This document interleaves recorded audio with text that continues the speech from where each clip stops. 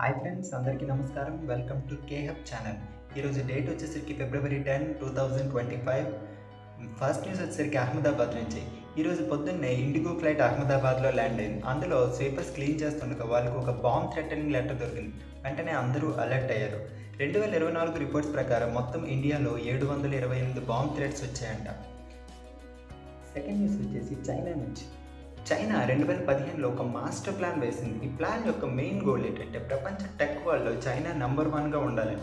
వాళ్ళు ఈ గోల్స్ అన్నింటిని 86% అచీవ్ చేశారంట. మనం చూసుకున్నట్లయితే టిక్టాక్, క్యాప్కట్ లాంటి టాప్ పాపులర్ యాప్స్ అన్ని చైనా నుంచి వచ్చినవి. అలాగే సోలార్ ప్యానెల్స్ ప్రొడక్షన్లో చైనా వరల్డ్లో 90% ప్రొడక్షన్ చైనా నుంచే వస్తుంది. అలాగే డ్రోన్స్ తయారీలో కూడా చైనా నెంబర్ 1. వాళ్ళు 86% అచీవ్ అయ్యారని చెప్పాలి. ముందుగా చైనీస్ పీపుల్ ఉండేది ఏంటంటే డిసిప్లైన్.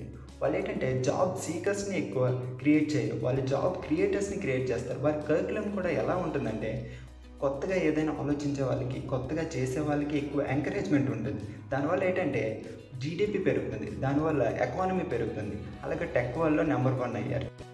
ఈరోజు ఎలాన్ మస్క్ రీట్వీట్ చేసిన ఈ ట్వీట్ నన్ను చాలా కదిలించింది. ఆ ట్వీట్ ఏంటో ఇప్పుడు చదువుతాను.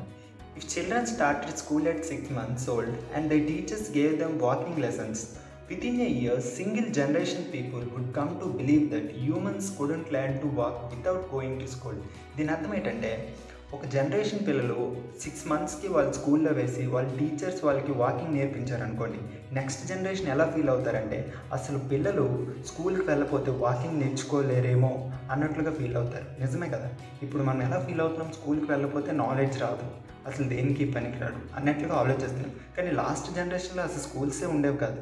కానీ వాళ్ళందరూ తెలివైన వాళ్ళే కదా. స్కూల్కి వెళ్ళే మూర్ఖులు ఉన్నారు, స్కూల్కి వెళ్ళలేని తెలివైన వాళ్ళు కూడా ఉన్నారు. సో వివేకంతో ఆలోచించండి.